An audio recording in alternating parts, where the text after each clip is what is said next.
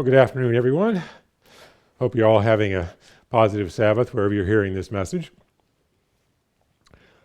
Well, brethren, as we all know, in the Church of God, every year we make a specific point of honoring and keeping God's annual holy days that we know are listed in Leviticus chapter 23.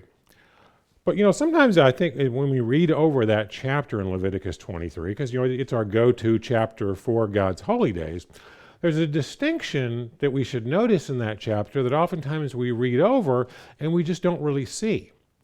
And what I mean by that is this chapter tells us this is a list of God's appointed times. It also mentions his holy convocations. But we oftentimes will assume that those two are one and the same. That every appointed time is a holy convocation, or a Sabbath, as we more commonly would refer to it as. And that's actually not correct. While it is true that every Sabbath or holy convocation, as the chapter refers to it as, is an appointed time, not every appointed time is a Sabbath or a holy convocation, because there is an important distinction between the two.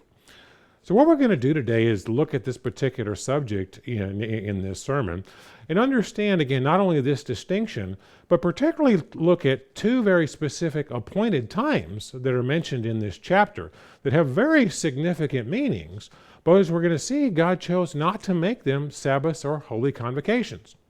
So if you'd like a title for this sermon, it's Not All Appointed Times Are Sabbaths. Again, not all appointed times are Sabbaths. Because as we're going to see, the term holy convocation that's used here is basically synonymous with the term Sabbath that we typically use. But turn over to start off with, to Leviticus 23. Again, Leviticus 23. As we all know, this is typically our go-to chapter whenever we're addressing God's holy days, because they're all listed here in order. Let's start here in Leviticus 23 and verse 1. It says, And Jehovah spoke to Moses, saying, Speak to the children of Israel, and say to them, The feasts of Jehovah, which you shall proclaim to be holy convocations, these are my feasts. Now, when you read this verse the way it's written in English, you get the impression that feasts and holy convocations, well, that's one and the same. Those are synonymous terms. Well, as we're going to see when we read through this, actually, if we pay attention to the details in the chapter, that's not an accurate assumption. As I mentioned, all holy convocations are appointed times, or the word here is feast, is how it's in English, but we're going to see what it means is appointed times. While all holy convocations are appointed times, all appointed times are not necessarily holy convocations, because there is a difference here.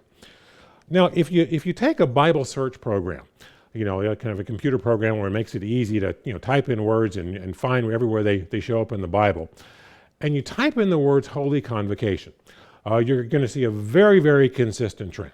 100% of the time, whenever you see the words holy convocation, it's referring to either the weekly Sabbath or an annual Sabbath, one of the holy days that is specifically a Sabbath. Because you'll see when a holy convocation is mentioned, you're typically going to see the words, you shall do no work, because it's specifically telling you, this is a 24-hour period, from sundown to sundown. This is a designated Sabbath. You don't do any work on this, and it calls it a holy convocation. However, there are appointed times, as we're going to see here, that are not called out as holy convocations. Now, to shed a little light on this, let's notice, first of all, that here in verse 2, the word feast, it's used twice, and it's translated from the same Hebrew word. Now, just to add a little more context here, and we won't go into all the nuances of this today, but oftentimes when we read through the Bible and we see the word feast mentioned, particularly in the Old Testament. Now, for us in English, it all sounds the same. But there are actually several Hebrew words, that are different and have different nuances to them that are oftentimes translated into the English word feast. So again, it's not always synonymous in saying the exact same thing, but reading in English, you don't realize that, because you're just reading the same English word. Now, the Hebrew here that's translated as feasts, both times here in verse 2, comes from the Hebrew word moed. It's transliterated into English as M-O-E-D. It's Strong's number 4150, And the definition I'm about to read to you comes from the Complete Word Study Dictionary of the Old Testament by Warren Baker and Eugene Carpenter. And they define the word as, quote, a masculine noun meaning an appointed time or place. It can signify an appointed meeting time in general, a specific appointed time, usually for a sacred feast or festival, the time of the bird's migration, the time of wine, the same time next year. In addition to the concept of time, this word can also signify an appointed meeting place. So as you can see there, this word can be used kind of in a broad sense in a number of contexts. But obviously how it's being used here in Leviticus 23 is referring to an appointed time. But as we want you to see here, as we read through the chapter, we're going to notice, we have a list of appointed times here, but it's going to call out several of them as holy convocations and others that are not holy convocations. And it's important to pay attention to that. So let's continue on in verse 3 here. 6 days shall work be done, but the seventh day is a Sabbath of solemn rest, a holy convocation. So he's telling us the weekly Sabbath is a holy convocation. Now notice the next phrase, you shall do no work on it. It is the Sabbath of Jehovah in all your dwellings. As I mentioned before, if you do a search on the words holy convocation, you're going to find it always refers to either the weekly Sabbath or an annual Sabbath, and you're typically also going to see the words you shall do no work on it. It's specifically telling you this is a Sabbath, this is sundown to sundown on a particular day, and that day is set aside as holy time. You should do no work on it. But again, as we read through this chapter, again, we're going to find not all the times that are called out as appointed times are holy convocations. In fact, we're going to focus on two particular, very significant appointed times that have very significant meanings of what they point to, but that God didn't make holy convocations or Sabbaths. Now continue in verse 4. These are the feasts or the appointed times of Jehovah, holy convocations which you shall proclaim at their appointed times. Now again, if that would sound like when you read this in English, like a holy convocation and an appointed time, or that's synonymous terms, one and the same. But let's pay attention to the details as we keep reading, and it will become obvious that's not the case. In verse 5, on the 14th day of the first month at twilight is Jehovah's Passover. Now we're going to come back in a minute here and focus more in detail on this verse, but just take note of the fact here, nothing is said about a holy convocation, nothing is said about you shall do no work on it. Because we're going to see Passover as an appointed time, not a Sabbath or a holy convocation.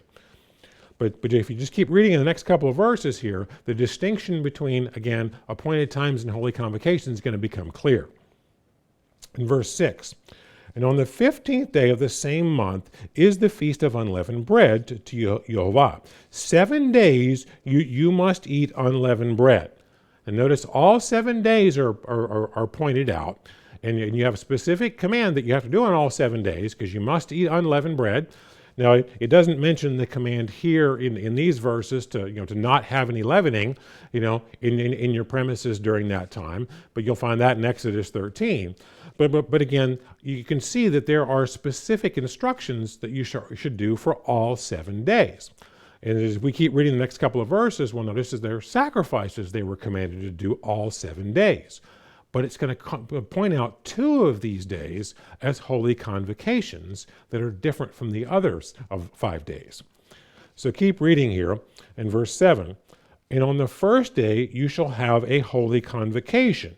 You shall do no customary work on it. As I mentioned, when you see holy convocation, you normally see do no customary work. In verse 8, but you shall offer an offering made by fire to Jehovah for 7 days. Again, there's instructions for all 7 days. They're all appointed times.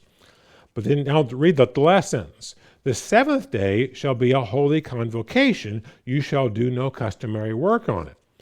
I notice it pointed out all 7 days as an appointed time. There are specific instructions. You should have to eat unleavened bread. You have to have the leavening out of your home during that time. That's not specifically mentioned here, but again, it is in other verses. There were sacrifices they had to do all 7 days. They're all, appointed times, but only 2 of those days were holy convocations. You shall do no work, because there's a difference between, Sabbaths or holy convocations and appointed times. They're not, completely synonymous terms. And that's important to understand, particularly if we go back now and look at verse 5 and dig into the details here. Now, let's read verse 5 again. On the 14th day of the first month at twilight is Jehovah's Passover. Now, this is not as clear in the English here, but if you look at the word at twilight and dig into the meaning there, what you're going to find is this is a Hebrew phrase, ben harbihim. It typically in English would be between the 2 evenings. Now, that's a hotly debated term, and we're not going to get into trying to solve that particular debate today. But I just want you to make an obvious observation with this. The 2 most common theories that are typically argued about how to interpret Ben Harbihim. One is that the definition of Ben Harbihim is the time between sunset and dark at the beginning of a day, approximately about a period of an hour. The other common argument is it's an afternoon time frame, and it refers to, kind of the early afternoon when the sun starts to, make its descent in the sky, from that point down to sunset, which is a several hour window of time. Now, again, I'm not going to get into all the debates about which one is correct, but there is an obvious lesson here that is true regardless of which argument you want to make and which theory you think is correct. We're talking about a window of time on a day. We're not talking about a whole day. It's not saying that the 14th as a whole, just the day, sunset to sunset is defined as Passover. No, it's saying Passover is an appointed time, and that appointed time is on the 14th between the 2 evenings. It's a window of time. Again, you can argue whether it's that hour, between sunset and dark, or it's several hours between early afternoon and sunset. Either way, what you've clearly got is a window of time on a day. So the appointed time of Passover, the definition of Passover, because notice here it says, that on the 14th day of the first month at twilight, at Ben Harbihim, between the 2 evenings, is Jehovah's Passover. That's the definition of Passover, is what takes place in that appointed time between the 2 evenings. So that's what the Bible is calling Passover. Now to add a little more insight to this, turn over to Numbers chapter 9. Numbers chapter 9, we'll see this mentioned here as well. And now what we're going to see here is the same Hebrew word used, moed, but it's going to be translated here in Numbers 9 as appointed time rather than as feast, but it's the same word that Leviticus 23 uses. Now start here in Numbers 9 in verse 2. It says, let the children of Israel keep Passover at its appointed time, at its moed. Again, same word that we saw in Leviticus 23. On the 14th day of this month at twilight, again in Hebrew that's Ben Harbihim, that's between the 2 evenings, you shall keep it at its appointed time, at its moed. According to all of its rites and ceremonies, you shall keep it. So Moses told the children of Israel that they should keep the Passover. And they kept the Passover on the 14th day of the first month at twilight, again, between the 2 evenings, in the wilderness of Sinai, according to all that Jehovah commanded Moses, so the children of Israel did. So you can see here what we've got is, again, an appointed time. That appointed time, and again, is a section of time on the 14th. He's not saying that the 14th as a whole, as a day, from sunset to sunset is the appointed time. He's saying, no, it's a window of time on that day. And again, to understand, what it's specifically calling Passover, we just have to look at what takes place during that window of time. Because see, the definition of Passover, it's a sacrifice. Just think of it like this. We say Christ is our Passover. Christ isn't the calendar day, is he? But he is our sacrifice. He is our atoning sacrifice. He died for our sins. He was sacrificed for us. That's what makes him our Passover, because he's a sacrifice. But just to see what happens during that window of time, turn over to Exodus chapter 12. And we'll see here, once again, the Bible defines for us what Passover is.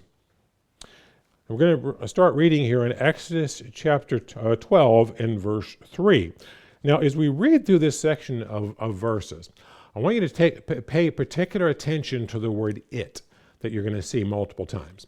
And the reason I'm pointing that out is when we get to verse 11, it's going to tell you that it is Jehovah's Passover. And what I want you to see here as we read through this is it's going to keep talking about you kill it, you roast it, you prepare it. It's referring to a lamb. It's referring to a sacrifice, because Passover by definition is a sacrifice. Now, start off here in Exodus 12 and verse 3. Speak to all the congregation of Israel, saying, on the 10th day of this month, every man shall take for himself a lamb according to the house of his father, a lamb for a household. And if the household is too small for the lamb, let him and his neighbor next to this house take it according to the number of persons, according to each man's need, and you shall make your count for the lamb. And your lamb shall be without blemish, a male of the first year. You may take it from the sheep or from the goats. Again, notice he keeps referring to it. The it is the lamb. And in verse 6, now you shall keep it, the lamb, until the 14th day of the same month. Then the whole congregation of Israel shall kill it at twilight. Again, that's Ben Harbihim, that's between the two evenings. This is what takes place in the window of time that's called the appointed time of Passover, because Passover is a sacrifice by definition. Then they shall take some of the blood and cut it into the doorposts and on the lintel and the houses where they eat it. Notice you're going to eat it, and it, as we're going to see in verse 11, is the Passover. Then they shall eat the flesh on that night, roasted in fire, with unleavened bread, and with bitter herbs they shall eat it. Do not eat it raw or boiled at all with water, but roasted in fire, its head and its legs and its entrails. And you shall let none of it remain until morning, and what remains of it until morning shall burn with fire. I notice very consistently as we read through these verses, it is always referring to the lamb. It's the lamb that sacrificed that's referred to as it. Now let's read verse 11. And you shall eat it with a belt on your waist, and your sandals on your feet, and your staff in your hand, and you shall eat it in haste. It is Jehovah's Passover. In other words, the Passover is the lamb. And that's why we refer to eating the Passover, because you're eating the lamb. Now biblically, there's basically two definitions for eating the Passover. One is eating a lamb that was again sacrificed at the temple according to the biblical instructions. That's one definition. The other is eating bread and wine as symbols of Christ in his blood and body, because he is our Passover. They're basically the two definitions. Now, as I mention that because sometimes in our modern day, I'll hear people say, well, we're going to have a Passover meal. And what they're referring to is they're going to go to the grocery store and get a leg of lamb and cook it and eat it one night, and they're going to call that Passover. That's not eating the Passover by biblical definition, because the Passover is a sacrifice. And a lamb that you bought at the grocery store and then you cook for a meal, that's not Passover. Passover is either a lamb that you've sacrificed at the temple according to biblical instructions, or again, since Christ is our Passover for the new covenant, it's bread and wine as symbols of his blood and body. That's eating the Passover. But one of the points I'm making here is I mentioned from the beginning of this sermon, trying to get us to understand the difference between appointed times and Sabbaths or holy convocations. As we can see here, the Bible is pointed out Passover as one of the appointed times, but the appointed time it singles out is the time of the sacrifice, because that is the definition of Passover. Because oftentimes, see, we can look at this, and because of really poor English translations, we get it in our head that the term Passover, well, that comes from passing over. And then we get in our head, okay, well that's, the term Passover, that's referring to the death of the firstborn. Well, that's connected with it. But no, that's not actually, first of all, that's a poor English translation that confuses us because of the English words. But let's also pay attention to the timing. Because notice we defined Passover as what happens on the 14th between the two evenings. And again, you can argue which theory you think is correct for Ben Harbihim, but there's one thing we're going to see very clearly. You can't get the death of the firstborn to fit into that window of time. The math will not work. And again, this whole logic is based upon some poor English translations that have confused the whole subject. So let's just look over at verse 23 in Exodus 12 here, because this is oftentimes where this whole concept and confusion comes from. It says, "For Jehovah will pass through to strike the Egyptians when he sees the blood on the lintel and on the doorpost. Jehovah will pass over the door and not allow the destroyer to come into the houses to strike you." Well, see, we see the wording here, pass over the door, and we hear the term Passover, one word that refers to the sacrifice, and we think, well, okay, well, the sacrifice, that must be named from passing over. No, that's because it's poor English translations involved here is what has taken place, because these are two totally separate concepts. They come from two totally separate Hebrew words. Because the Hebrew word that's translated for Passover, the sacrifice, it's either Pesach or Pesach, depending upon which English, spelling that they give it. It's either P-E-S-A-H or P-E-S-A-C-H. Kind of just depends upon what resource you look to. It's the same Hebrew word, but sometimes they put that extra letter in English. Now that refers to a sacrifice. The word that's translated as Passover here is Pasa. It's P-A-S-A-H. Now, that word can mean to pass over, like to jump over something, or it can mean to spare or protect something. And we oftentimes read this because they translate it in English as pass over. We think of it as he's jumping over the door. Well, think about this. If it's the destroyer who's going to come in to kill the firstborn, and I've covered in a previous sermon, the destroyer is Satan. He's the one who's going to come in and kill the firstborn.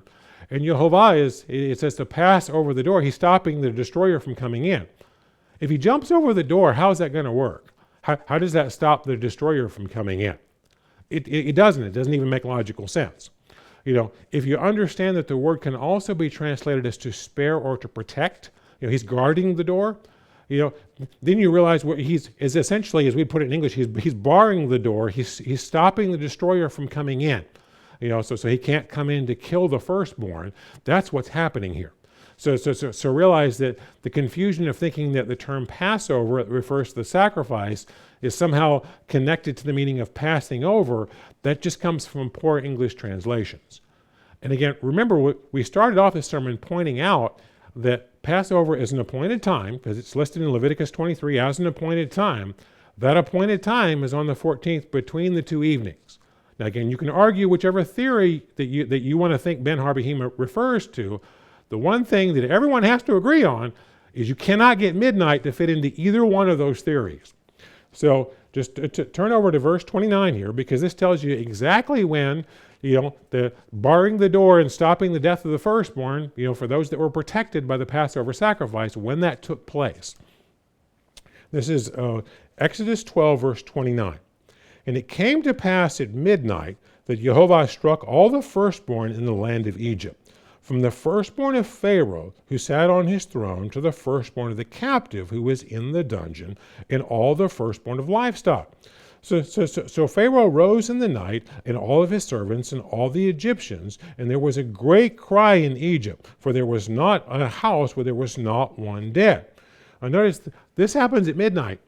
Again, you can argue either theory of what you think the meaning of Ben Har-Behim is. There's one thing for sure. You cannot get midnight to fall into either one of those windows of time. The math just simply will not work. Because the point being here, the appointed time of Passover, again, Passover by definition is a sacrifice. The appointed time refers to that sacrifice. That's what we're getting at here. But this also clears up another subject when we understand the definition of the appointed time of Passover. Because one of the things I've heard a number of people over the years kind of scratch their head over, and some even get completely confused over, is sometimes people will scratch their head and go, okay, well Passover is listed in Leviticus 23 with all the other holy days. Why isn't Passover a Sabbath? Why isn't the 14th a holy day that, you shall do no work? And some will even assume that it is, a Sabbath, a holy day, just by virtue of the fact that it's listed. As you can see here, again, it's an appointed time. It never says anything about a holy convocation, you shall do no work. It just points out the time of the sacrifice is an appointed time. But just to make it a little more clearly, turn over to Mark chapter 15. As we're going to see here, because we know Christ is our Passover. He's killed on the 14th. But if we read the account of what took place there after his death, it becomes very, very clear 14th is not a Sabbath. Again, there's an appointed time for the Passover sacrifice that day, but it's not a Sabbath. And again, just reading the account makes that very clear. And we'll start here in Mark chapter 15 and verse 33. It says, "Now when the 6th hour had come, there was darkness over the whole land until the 9th hour. And at the 9th hour, Jesus cried out with a loud voice, saying, Elo, Elo, lama sabachthani, which is translated, my God, why have you forsaken me? Some of those who stood by when they heard it said, Look, he is calling for Elijah. And when someone ran and filled a sponge full of sour wine, put it on a reed and offered it to him to drink, saying, Let him alone. Let us see if Elijah will come to take him down. And Jesus cried out with a loud voice and breathed his last. The veil of the temple was torn in two from top to bottom. And when the centurion who stood opposite him saw what he cried out like this as he breathed his last and said, Truly, this man was the Son of God. There were also some looking on from afar, among whom were Mary Magdalene, Mary the mother of James, the less, and of Joseph and Salome, who had followed him and ministered to him when he was in Galilee, and many other women who came up with him to Jerusalem. Now notice what's stated right after this, because it makes it abundantly clear, 14th is not a Sabbath.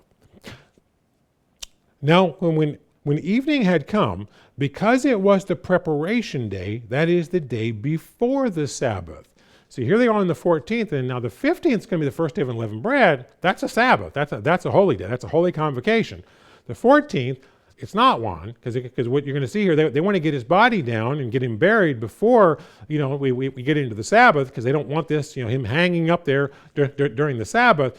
Well, this whole conversation is irrelevant if the 14th is a Sabbath. And then now the 14th can fall on a weekly Sabbath. That's another issue we'll address later. But in and of itself is not a Sabbath. So just continue reading in verse 43. Joseph of Arimathea, a prominent council member who was himself waiting for the kingdom of God, coming and taking courage, went in to Pilate and asked for the body of Jesus. And Pilate marveled that he was already dead. And summoning the centurion, he asked him if he had been dead for some time. And when he found out that the centurion, he granted the body of Joseph.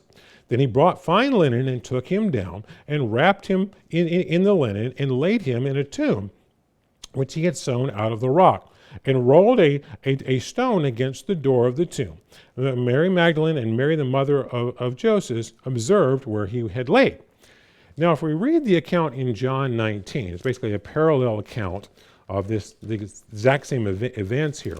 It makes it a little more clearly that, again, the Sabbath the next day was a high day, because, again, we're referring to the first day of unleavened bread was the Sabbath that they were anticipating happening the next day. So turn over to John chapter 19.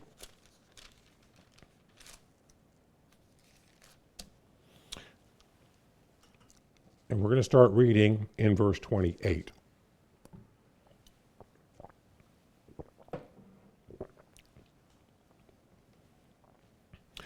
And after this, Jesus, knowing that all things were now accomplished, that the scripture might be fulfilled, said, I thirst. Now a vessel full of sour wine was sitting there, and they filled a sponge with sour wine, put it on hyssop, and put it on his mouth. And then Jesus, who received the sour wine, he said, It is finished. And bowing his head, he gave up his spirit. In other words, he died. Therefore, because it was the preparation day, again, we're going to see the day before the Sabbath, that the bodies should not remain on the cross on the Sabbath, for that Sabbath was a high day. See, now we're not talking about the weekly Sabbath. Christ didn't die on a Friday. He died on a Wednesday, and the next day was Thursday, but it was the first day of unleavened bread. That's why it was a Sabbath. And the Jews asked Pilate that their legs might be broken and that they might be taken away. But the soldiers came and broke the legs of the first and of the other, who was crucified with him. But when they came to Jesus, they saw he was already dead, and they did not break his legs. But one of the soldiers pierced his side with a spear, and immediately blood and water came out. And he who has seen his testified, his testimony is true, and he knows that he is telling the truth, so you may believe. For these things were done that the scripture would be fulfilled. Not one of his bones shall be broken.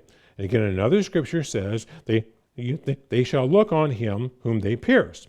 And after this, Joseph of Arimathea, being a disciple of Jesus, but secretly for the fear of the Jews, asked Pilate that he might take away the body of Jesus. And Pilate gave him permission. So he came and took the body of Jesus. And Nicodemus, who was first came to Jesus by night, came bringing a mixture of myrrh and aloes, about 100 pounds. And they took the body of Jesus, bound it in stripes with linen in pieces, so that the custom of the Jews is to bury. Now in the place where he was crucified, there was a garden in the new tomb, which no one had yet been laid. So they laid Jesus because of the Jews' preparation day, for the tomb was nearby. See, it was the preparation day for the first day of unleavened bread. That was going to be a Sabbath because it was a holy day, but the 14th isn't. That's why it was the whole issue of doing this, before the Sabbath came on.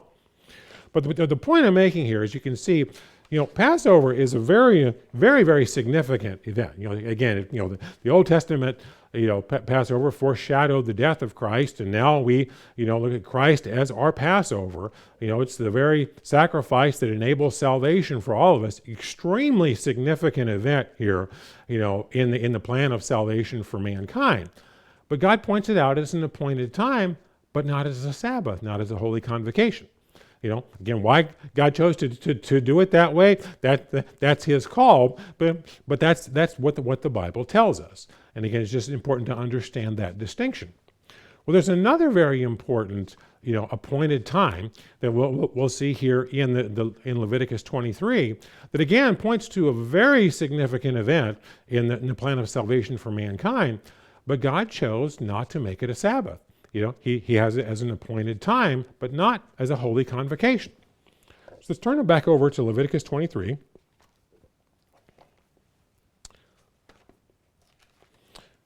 It's again Leviticus 23.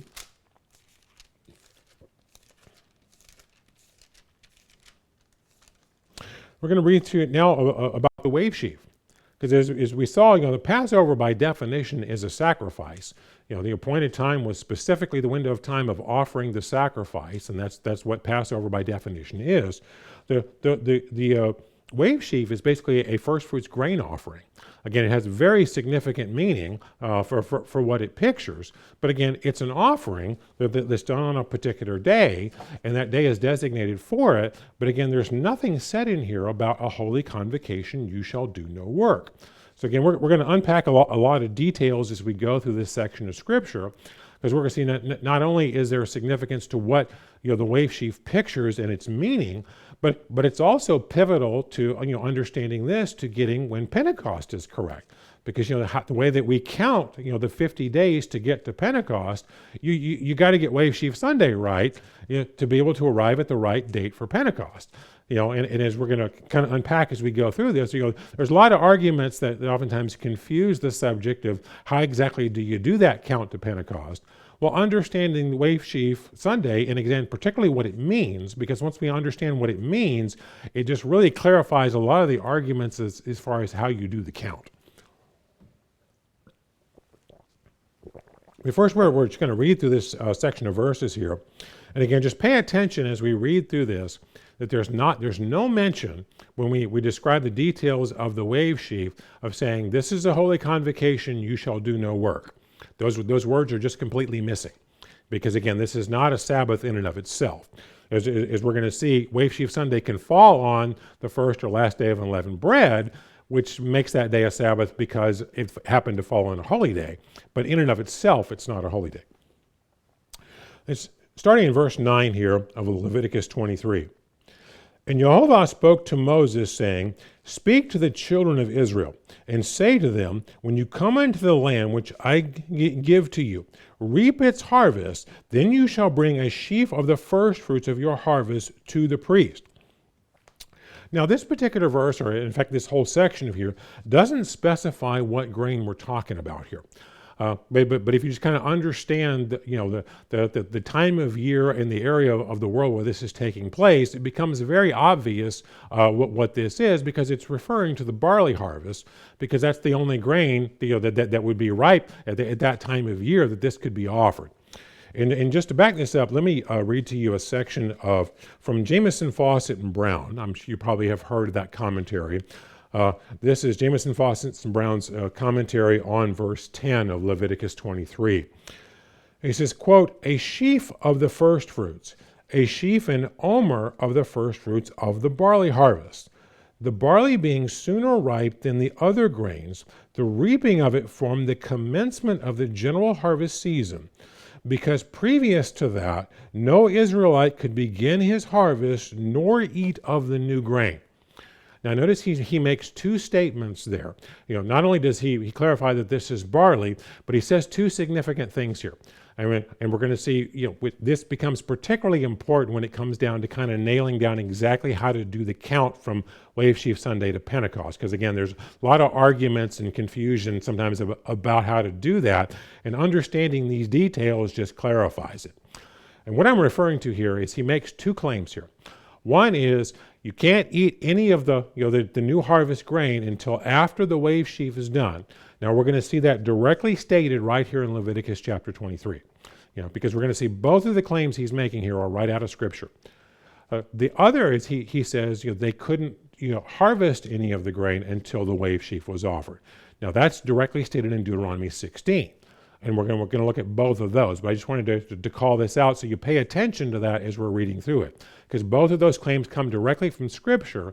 And again, that's going to become an important issue when we kind of sort out all the details and some of the controversies of exactly how do you count Pentecost from Wave Sheaf Sunday. But now let's continue on in verse 11 here in Leviticus 23. "And he shall wave the sheaf before Jehovah to be accepted on your behalf. On the day after the Sabbath, the priest shall wave it." Now, we're going to come back to this here in just a little bit, but just notice two details in that particular verse, because they're both very important. One is it mentions the day after the Sabbath. Now, as we're going to see later, there's arguments at times about what Sabbath are we talking about, but we'll sort that out in a minute. But just notice that this has to be done the day after the Sabbath. So whatever day you're doing on, it's got to be a Sabbath the day prior. And the other is it is offered on your behalf, because that's going to become an important detail to understanding what it actually pictures. And then when we understand what it means and what it pictures, the Sabbath that we're talking about becomes very obvious, because if we look at when it was fulfilled, it just clears up all the uncertainty about it. And verse 12, "You shall offer on that day, when you wave the sheaf, a male lamb of the first year, without blemish, as a burnt offering to Jehovah. Its grain offering shall be 2/10 of an ephah of fine flour mixed with oil, an offering made by fire to Jehovah for a sweet aroma. And its drink offering shall be of wine 1/4 of a hin. And you shall eat neither bread nor parched grain nor fresh grain, until the same day that you have brought an offering to your God. It shall be a statute forever throughout your generations in all your dwellings." Now notice I mentioned before, I said there were two things that Jamieson, Fawcett, and Brown mentioned. One was you can't eat the grain and for that year's harvest until after you've actually done the wave sheaf offering, and the other is you don't harvest. Now that first claim we just read right off the page here. It directly says you can't eat it, until after you've done the wave sheaf. But now let's also sort out a detail here that oftentimes we just read right over, because kind of some poor English translation here. Beginning of verse 14 says, "You shall eat neither bread nor parched grain nor fresh grain." Now, if you're like me, a lot of my life I read over that and I thought parched grain or fresh grain. Well, that was cooked or non-cooked. So some of it you cooked it, or maybe you ate it raw, and you're thinking that that's the significance of what's happening here. That really doesn't get at the meaning of what we're talking about here. Because if you look into an interlinear in the Hebrew, when it says fresh grain there, the Hebrew word is carmel. Now, what Carmel refers to is totally ripe grain. Grain that is fully ripe. It's kind of become a hard seed there, and you have to crush it into flour to be able to make food out of it. Now, when you refer to parched grain, this really isn't the concept of cooked versus non-cooked as we oftentimes think of. You cook something or you eat it raw. That's not really what this is getting at. Well, what this is referring to is grain that's in a status of ripeness that is not fully, it's not totally hard like Carmel. It really needs to be dehydrated to get some extra moisture out of it so that you can then use it like Carmel and crush it into flour and you use it as food. And as we're going to see, that's a status of ripeness that's typically referred to as aviv. But because what it's referring to here is there's two statuses of ripeness, that you can actually make food from. And we're going to see later here that when it comes to like doing the wave sheaf offering, the same two statuses of ripeness are the qualifications of where grain has to be able to be used as an offering to God. Because prior to this, you can't use it for food is kind of what it gets down to. So what we're talking about is aviv versus Carmel. Again, this isn't really cooked versus non-cooked as we would typically think of it. It's either fully ripe grain or a grain that's not quite totally ripe. Now, just to kind of clarify this and make this a little easier to understand, turn over to Mark chapter 4, because it helps to kind of understand how grain develops, to have a picture of what's really happening here. It's Mark chapter 4. Now, we're going to read here a parable, and again, we're basically kind of pull out a side note here of what Christ is talking about, because he's obviously making a spiritual point here, but he tells us something about how grain is developed, and this is all very factual, even though, again, Christ's point is really not about the grain, it's about a spiritual lesson. But it's Mark chapter 4 and verse 26. And he said, "The kingdom of God is as if a man should scatter seed on the ground, and should sleep by night and rise by day, and the seed should sprout and grow, he himself does not know how. For the earth yields crops by itself." Now notice the wording here, because this is what's important. "First the blade, then the head, and after that the full grain in the head. But when the grain ripens immediately, he puts the sickle, because the harvest has come." What he's explaining here is the normal, development process of grain. Now, the way this works is with grain, it starts off as a blade of grass, and then as it matures, that blade of grass then develops a head on it, and that head initially has kind of just a fluid substance in it. And then over time, that fluid, slowly congeals and becomes more of a solid. Well, once it reaches the stage of Carmel, it's a hard seed. You basically just take that and, again, pound it into flour and cook, whatever you want to make with it. But just prior to that, in this stage of maturing, it reaches a stage of maturity called aviv. And basically what that means is that is grain that is not totally fully ripe to the stage of Carmel, but it's gotten ripe enough now, it's solidified enough that you can parch it in fire, you can roast it, and you're not really trying to cook it. Again, as we would oftentimes think of cooking, what you're doing is dehydrating it. You're basically using heat to then get the extra moisture out of it. And then once you get the extra moisture out of it, now, again, you can use it just like Carmel. You crush it into flour, and you can make food out of it. So that's the concept of what we're getting at here. And as I mentioned before, the wave sheaf offering is a first fruits grain offering. Well, as we're going to see, these two terms, aviv and Carmel, they're fundamental in understanding a first fruits grain offering, which the wave sheaf is. So turn over to Leviticus chapter 2. We'll understand the details here.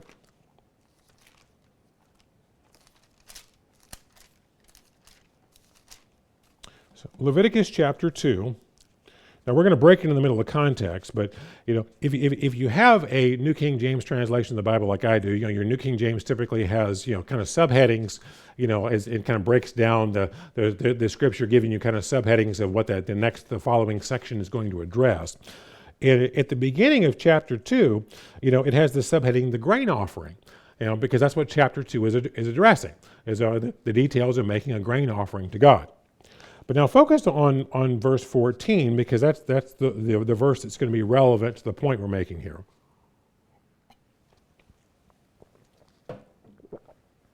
See, if you offer a grain offering of your first fruits to Jehovah, you shall offer for the grain offering of your first fruits green heads of grain roasted on the fire, or grain beaten from full heads. Now again, this is a poor English translation, but because it's obvious if you understand how Aviv grain is, the translators didn't realize what they were saying here, or they would have never associated green heads with Aviv, because that's just simply totally wrong. But if you look at this in the interlinear, what you're going to see what it's calling green heads of grain, that's Aviv, and what it's calling full heads, that's Carmel. That's the same word we saw in Leviticus 23. When it called it fresh grain there, that's again the same Hebrew words Carmel. Carmel is your fully ripe grain. Now, again, to define Aviv, let me give you a definition from the Theological Workbook of the Old Testament by Harrison Archer. Here's how they define it. Aviv is, this noun refers to barley that is already ripe but still soft, the grains of which are eaten either rubbed or roasted. So again, it's the same explanation I was explaining before, where it's basically it starts off as the fluid inside the head of grain, and then it slowly solidifies, and it becomes more and more of a solid. Well, this has gone far enough in that maturing process that you can roast it or parch it in fire, and that'll dehydrate that extra moisture, and now you've got usable food. Prior to that, again, if you tried to roast it, you just burn it up. You wouldn't have anything useful to use. And this is kind of why I comment, whenever you see green heads or green ears, that type of translation for the word Aviv, you immediately know you had an English translator who didn't understand what they were translating. And the easy way to know that is I explained before, the grain starts off as a blade of grass, and then develops a head, and then fully the grain in the head. Well, through that process, it changes colors. And when it originally has the head, that it's developed on it, the head is green. But if you take it at that point and try to roast it in fire, you're not going to have anything useful when you're done, because it's just going to burn up, and you're not going to have anything that you can use as food later. To reach the point of Aviv where you can dehydrate it and have useful food, it's going to be a light yellowish color.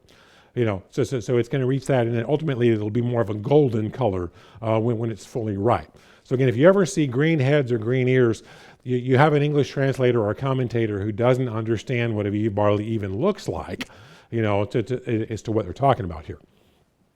But another significance, and we'll look at this later, because unfortunately, again, because of the English translations, this is a significance that's totally missed. As we'll see in the latter part of this sermon, this term Aviv, is also directly related to the name that God gives the first month of the biblical year.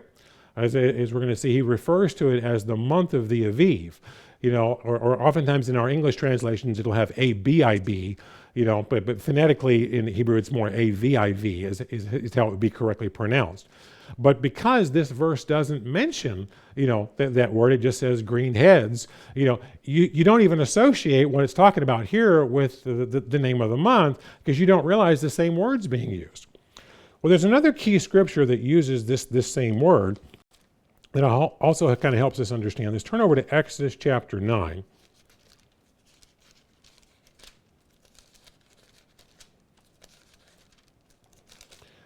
Exodus chapter 9, and what we're breaking into the context here is, the plagues that God brought upon the Egyptians.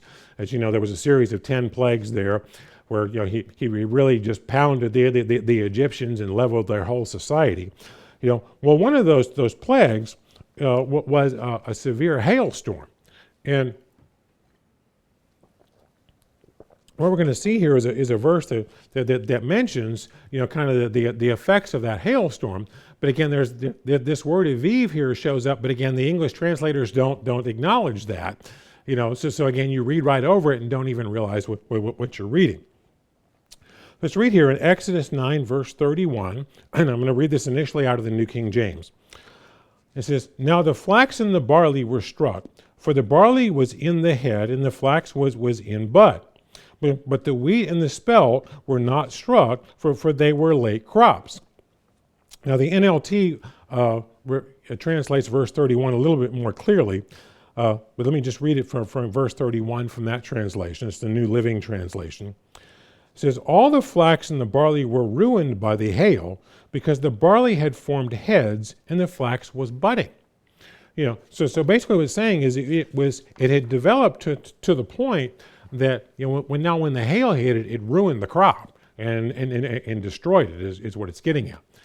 But the reason I'm pointing this out is Leviticus 2:14, which we just read, in Exodus 9:31 here, again, give us a biblical definition for this term Aviv. And typically, again, we read over the scriptures, because 6 times it's the same word is mentioned in reference to the first month of the year, but we don't make any connection with it because we read it in English and that word doesn't appear, so it just goes right over our heads. So we'll kind of see that later. It's just one of the significant connections of how the wave sheaf ties into a number of subjects here. But as we've covered, the wave sheaf offering, again, it's not a holy day in and of itself, unless it happens to fall on a holy day, but it's actually a first fruits grain offering. Well, this grain offering is given a unique title that helps us give some insight as to what it actually pictures and what meaning is behind it spiritually that we should learn from this. So turn over to Exodus 23, and we're going to see here a term that's used for this particular grain offering that again really helps us to nail down exactly what it's referring to here. Because when we understand the meaning of what it's pointing towards, again, that just clears up a whole lot of debate, in terms of how to use Wave Sheaf Sunday to count Pentecost.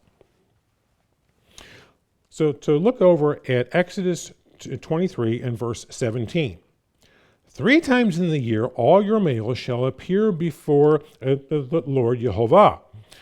You shall not offer the blood of my sacrifice with leavened bread, nor shall the fat of my sacrifice remain until morning." Now, it's an obvious reference here to the Passover sacrifice. So we know what time of, general time of year we're talking about. Now notice verse 14.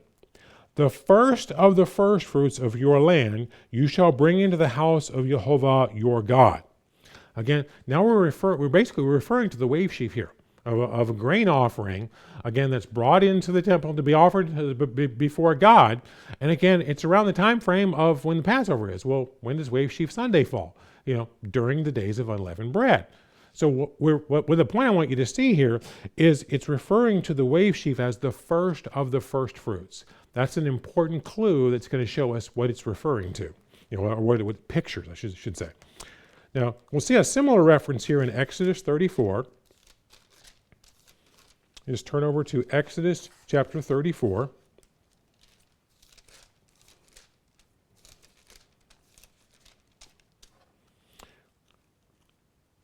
And we're going to read verse 25. Again, you find this very similar to the verses we just read. "You shall not offer the blood of my sacrifice with leaven, nor shall the sacrifice of the feast of the Passover be left until morning." Okay, again, very, very clearly stated. Now we know we're talking about the Passover sacrifice, but now notice what's mentioned right afterwards, because again, we're in a similar time frame. "The first of the first fruits of your land you shall bring into to the house of Jehovah your God." Well, what did we read in Leviticus 23? When you get into the land, you shall cut the first fruits of your harvest. You shall bring it to before the Lord. Okay, this is the wave sheaf offering. That's what we're referring to here. But notice once again, what is it referred to as? The first of the first fruits. Now, if we just focus in on that particular title, that's going to give us a big clue as to what the wave sheaf offering pictures. Because who does the Bible refer to as the first of the first fruits? Turn over to 1 Corinthians chapter 15.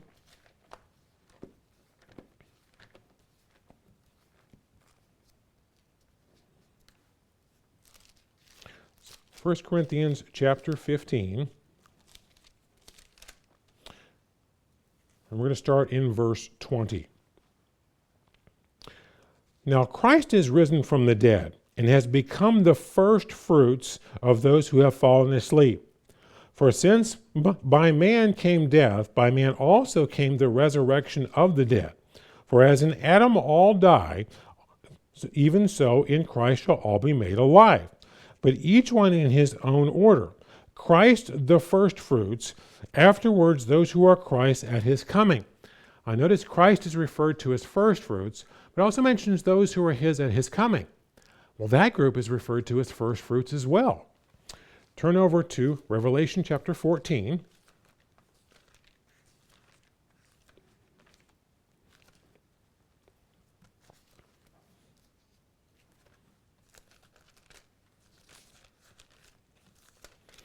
Revelation chapter 14 in verse 1. Then I looked, and behold, a Lamb standing on Mount Zion, and with him 144,000, having his Father's name written on their foreheads. And I heard a voice from heaven, like the voice of many waters, and like the voice of loud thunder. And I heard this sound of harpists playing their harps.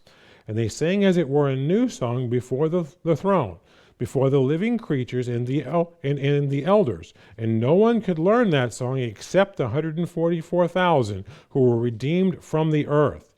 These are ones who were not defiled with women, for they are virgins, and they are ones who follow the Lamb wherever he goes. These are the redeemed from among men, being first fruits to God and to the Lamb. And in their mouth was found no guile, for they are without fault before the throne of God. Notice they're referred to as first fruits. These are redeemed from the earth. They follow Christ. These are those who are Christ at his coming, and they're called first fruits as well. Well, again, if Christ is the first fruits and these are first fruits as well, he's the first of the first fruits, because he's before all of us. But now also notice, I mentioned before when we read Leviticus 23, verse 11, you take note of the fact that the wave sheaf is offered on our behalf. So let's just quickly turn back to Leviticus 23, and we're going to see this detail, just so we have this in our mind. Because then what we're going to look for is who's called the first of the first fruits, who's also offered on our behalf. Leviticus 23 in verse 11. Again, it's just reviewing the details of the wave sheaf here. And he shall wave the sheaf before Jehovah to be accepted on your behalf. On the day after the Sabbath, the priest shall wave it. So now let's notice again, who is the first of the first fruits who's offered on our behalf. So let's just turn over to Hebrews chapter 9.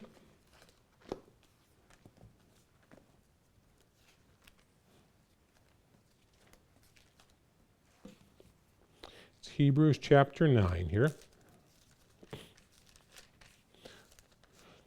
Now the account we're going to read here beginning in verse 11 is again explaining the ceremony that's performed on the Day of Atonement. But as I've mentioned in a number of sermons, Passover and the wave sheaf, again, is specific in terms of its application, to the first fruits who were called prior to the return of Christ. The rest of mankind is then, these same concepts are addressed in the Day of Atonement, as the sacrifice of Christ is then applied to the rest of mankind. But again, if we just read here starting in verse 11, we'll see the account of how Christ goes before the Father on our behalf to offer himself as the sacrifice. And so verse 11, but Christ came as high priest of the good things to come, with a greater and more perfect tabernacle, not made with hands, that is, not of this creation, not with the blood of goats and calves, but with his own blood he entered the most holy place once for all, having obtained eternal redemption. For if the blood of bulls and goats and the ashes of a heifer, sprinkling the unclean sacrifices for the purifying of the flesh, how much more shall the blood of Christ, who through the eternal Spirit offered himself without spot to God, purge your conscience from dead works to serve the living God? And for this reason he is the mediator of the new covenant by means of death, for the redemption of the transgressions under the first covenant, and those who are called may receive the promise of eternal inheritance. See, Christ is the first of the first fruits, and he's offered on our behalf. He goes before the Father, to basically pay the penalty for all of our sins to enable us to have the opportunity to receive salvation. So we know what the wave sheaf now pictures. Because if we just put together, again, the first of the first fruits who's offered on our behalf, well, that's obviously Christ. And as we're going to see, he fulfills that during the days of unleavened bread, which is exactly when the wave sheaf is offered. But now let's notice specifically when it happened. Turn over to John chapter 20. And so this is going to nail down for us exactly what day all that this took place. And again, this just clarifies all the arguments, around exactly how to count Pentecost. This is John chapter 20 and verse 11. Now this is you have a New King James translation of the Bible. You'll see the beginning of chapter 20. It says the empty tomb. We're referring to now the Sunday after, this is the day that, after Christ has been resurrected, because, he's in the grave, Thursday, Friday, and Saturday. At the end of Saturday, he's resurrected back to life. This is that next, morning when they're discovering that the tomb's empty, the guy's not here anymore. So now let's notice in verse 11. But Mary stood outside by the tomb weeping. As she wept, she stood down and looked into the tomb. And she saw two angels in white sitting, one at the head and the other at the feet, where the body of Jesus had lain. And then they said to her, Woman, why are you weeping? And she said to them, Because they have taken away my Lord, and I do not know where they have laid him. Now when she had said this, she turned around and saw Jesus standing there, and did not know that it was Jesus. And Jesus said to her, Woman, why are you weeping? Whom are you seeking? And she, supposing him to be a gardener, said to him, Sir, if you have carried him away, tell me where you have laid him, and I will take him away. And Jesus said to her, Mary. And she turned and said to him, Rabboni, which is to say, Teacher. And Jesus said to her, Do not cling to me, for I have not ascended to my Father. Now notice that he doesn't allow her to touch him, and he says the reason why is I haven't ascended to the Father yet. That's the reason you can't do it. But go to my brethren and say to them, I am ascending to my Father and to your Father, and to my God and to your God. And Mary Magdalene came and told his disciples that he had spoken to the Lord, and that he had spoken these things to her. I notice again, here we are on Sunday, again, Christ is resurrected at the end of the Sabbath on Saturday. Well, now here we are on Sunday morning, and he's saying, don't touch me, because I haven't gone to the Father yet. But now let's notice what happens later that day. Turn over to Matthew 28.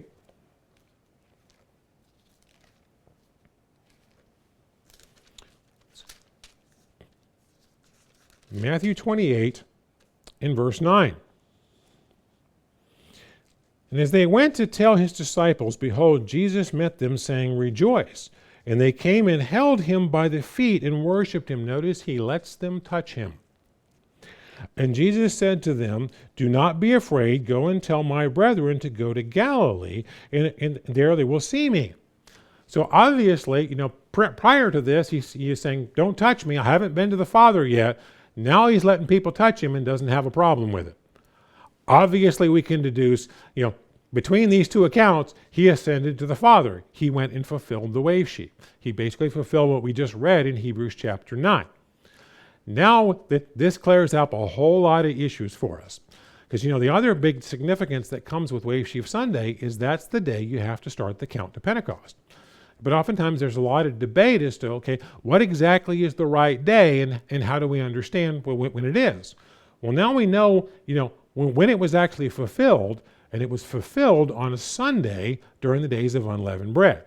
Well, this just clears up a whole lot of argument. So let's turn over now to Leviticus 23.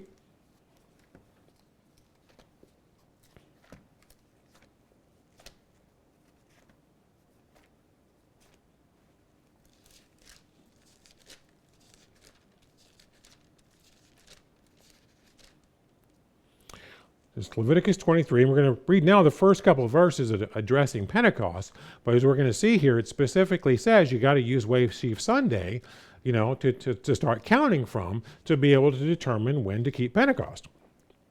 In verse 15, and you shall count for yourselves from the day after the Sabbath, from the day that you brought the sheaf of the wave offering, 7 Sabbaths shall be completed. Now, notice we're clearly talking about Wave Sheaf Sunday here now, because it specifically mentions the wave sheaf, and it says it's the day after the Sabbath. In verse 16, count 50 days to the day after the 7th Sabbath, and then you shall offer a new grain offering to the Lord. You shall bring from your habitations 2 wave loaves, 2/10 of an ephah, and they shall be of fine flour, and they shall be baked with leaven, and they are the first fruits to Jehovah. Now again, that's referring to the 2 wave loaves. That was a ceremony done at Pentecost. We're not going to get into that today. But just notice, when he talks about the count to Pentecost, he says you start counting from the day after the Sabbath, and you have to end on the day after the Sabbath. You have to count 50 days, and there have to be 7 full weeks. Well, again, oftentimes there's a lot of arguments as to what's the day after the Sabbath where you start this count from. In fact, the common Jewish explanation for that today is that the day after the Sabbath, the Sabbath in question would be the first day of unleavened bread. So then you always start from the second day of unleavened bread. Well, that's where their concept of Sivan 6 comes from. Because it's just the math that gets you the 6th day of Sivan will always be the day that Pentecost is if you're using that logic. But again, if we just look at when did Christ fulfill it, we know that Christ is what's being basically pictured here in this grain offering. Well, we know when Christ did it. He did it on a Sunday in the middle of the days of unleavened bread. Well, that just happens to be the day after the weekly Sabbath. And if you start counting from that day and you count 50, well, where are you going to land? You're going to land on a Sunday again after completing 7 full weeks, and you're going to land on the day after the Sabbath. Notice that it matches all of the criteria, and it's going to match out exactly what it says. And again, if we just focus on what it means and what it pictures, well, then that just clears up all the other arguments and the debates that you can make, because again, it's kind of the trump card argument, right? Say when you realize it pictures Christ and when did Christ fulfill it, well, that just clears everything up. Well, there's one other argument that often comes into play here. And again, that's the argument of, okay, well, what about a situation where the first day of unleavened bread is a Sunday? Well, do you count from that Sunday, or do you count from the Sunday that would be after the last day of unleavened bread? Because if you're counting from the first day of unleavened bread, well, that means the Sabbath is the day of the Passover sacrifice. That you'd be talking about. Well, which one's correct? And there's lots of arguments around that. Well, this is one of the reasons why I pointed out earlier, and I pointed out from Jameson, Fawcett, and Brown, he said there were 2 significant things. One is you can't eat the grain, before you do the wave sheaf offering, and you can't harvest the grain. Now, again, we're going to see here in a minute that's in Deuteronomy 16, but these facts are important because this helps us to understand a reference in the book of Joshua that just clears up this whole debate. Turn over to Joshua chapter 5.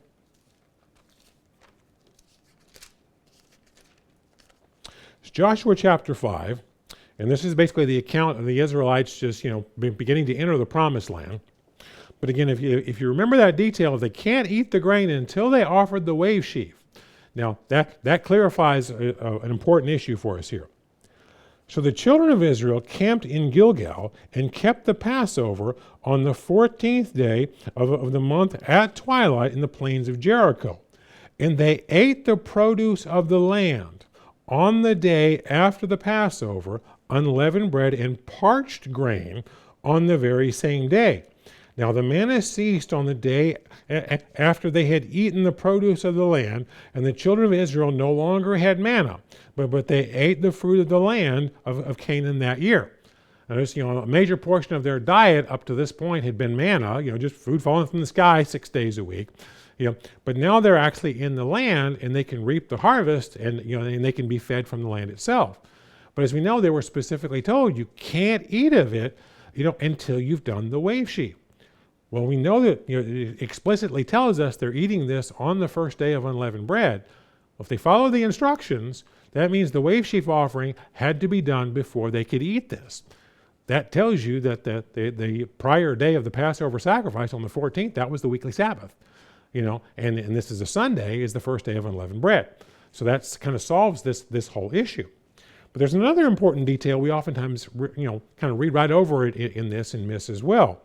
Notice it specifically mentions they're eating parched grain. Now, as I mentioned before, this isn't, we just chose to cook it. We cooked it by parching versus cooking it some other way. No, that's dehydrating it, to get the extra moisture out of it, because you're talking about Aviv grain. You're talking about grain that hasn't quite reached Carmel. It's Aviv, and that's why you're drying it out, so that you can make flour out of it and make food out of it.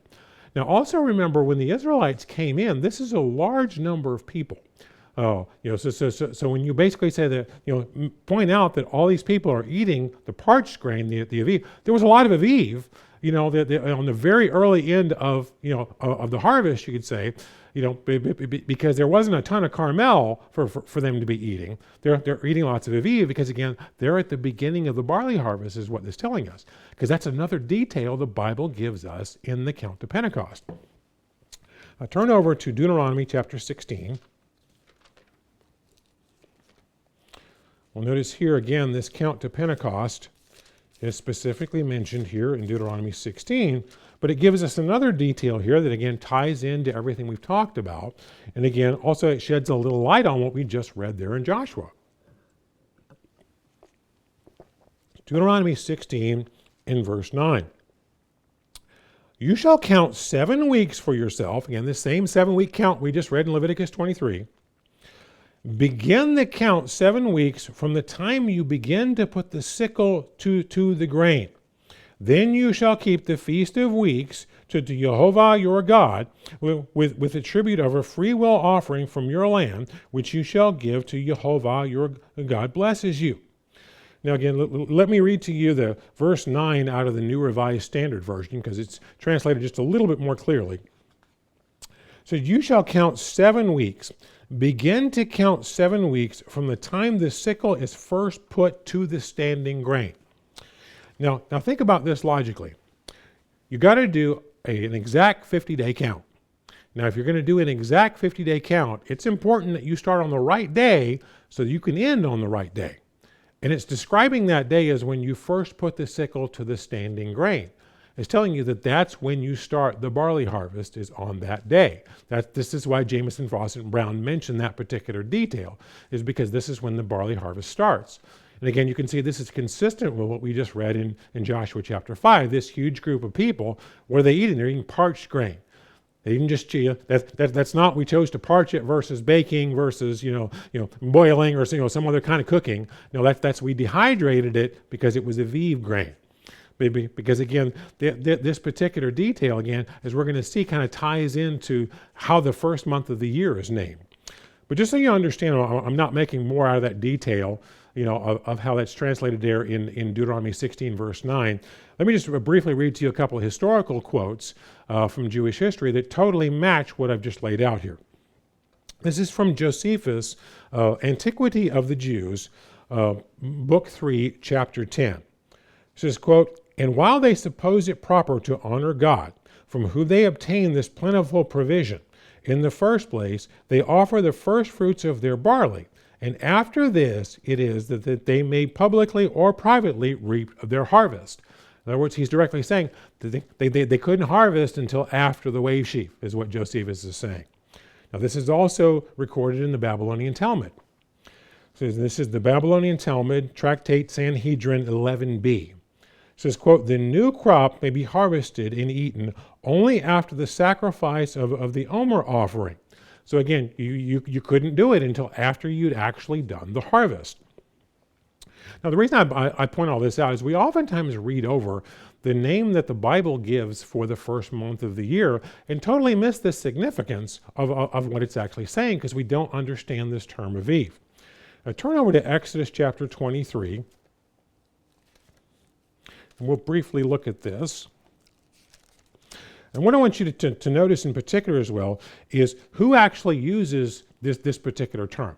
Now, the reason I mention that is, today we oftentimes refer to the first month of the year by calling it the month of Nisan. And again, the Bible does use that term. It shows up in the book of Esther and the book of Nehemiah.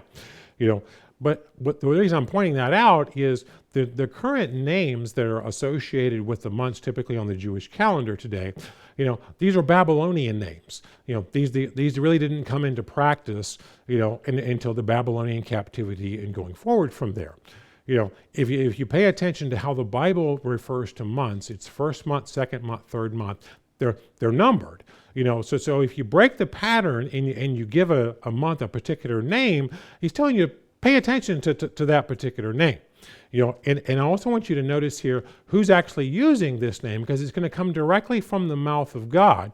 So this isn't just a nickname that Moses gave it, or just was a cultural reference. No, this is going to come specifically from the mouth of God. Notice here, this is in Exodus 23 and verse 14. 3 times you shall keep a feast to me in the year. Now again, it's real obvious who me is. This is God himself talking. In verse 15, you shall keep the feast of unleavened bread. You shall eat unleavened bread 7 days, and as I command you, at the time appointed in the month of the Aviv. For in it you came out of Egypt, none of you shall appear before me empty. And notice when I read that, I said the month of the Aviv.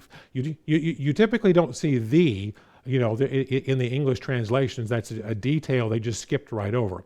The month is referred to with this term 6 times. We won't look at all of those references, but it's referred to 6 times in Moses' writings here.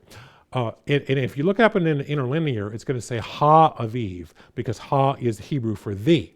It's saying it's the month of the Aviv is the title that he's giving it. Because once you understand this connection again with Wave Sheaf Sunday and the barley harvest taking place at that time, you understand why he's saying this. Because this is the month that will be identified by the barley is going to be Aviv. It's going to be at that status, and nature itself and the holy days correlate with each other. In fact, if you turn over to Deuteronomy chapter 16, he specifically kind of calls this out and says, notice this correlation. This is basically the Creator saying, I created nature, I made nature, and the holy days I told you to make to correlate with each other. As I oftentimes like to joke, I have a sarcastic sense of humor. When I see correlations like this, I like to joke and go, it's almost like some great master planner designed it like that. Because that's literally what he's pointing out to us. That he designed it like that. And if you read verse 1 of Deuteronomy 16, it says, observe the month of the Aviv. Keep the Passover to Jehovah your God. For in the month of the Aviv, Jehovah your God brought you out of Egypt by night. Notice he specifically says, observe the month of the Aviv. Now, let me cover for you the meaning of the Hebrew word there translated as observe. It's Samar, S-A-M-A-R. It's Strong's number 8104. And the definition I'm going to give you is from the Complete Word Study Dictionary of the Old Testament by Warren Baker and Eugene Carpenter. It says, quote, a verb meaning to watch, to keep, to preserve, to guard, to be careful, to watch over, to watch carefully over, to be on one's guard. The Hebrew word means to maintain or to observe something for a purpose, and is followed by another verb indicating the purpose or manner. So he's saying, observe this, pay attention to the month of the Aviv. Well, why? Because that's when you're going to keep Passover.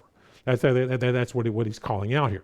It's basically just the Creator showing us, see, look what I did. I made nature and the holy days correlate with each other. That's how I designed it. He's basically just calling that out to us. Well, but as I mentioned, the purpose of this whole sermon was, again, to get us to pay a little more attention to Leviticus chapter 23. Because oftentimes when we read over this particular chapter, we just kind of assume that, everything listed here, it's all holy days. Well, the holy days are listed, yes, but there's also appointed times that he lists out here that are very significant. As we can see, Passover and the wave sheaf, these directly tie to Jesus Christ and his role and what he did for us in the plan of salvation. They're not inconsequential at all. These are monumental things. But for whatever reason, God chose to make them appointed times, rather than holy convocations. So I just wanted to point this out. So since we're in that time of year where we're keeping, all of these days, And so I just thought it would be important for us to understand this so we can understand the plan that he has designed for us.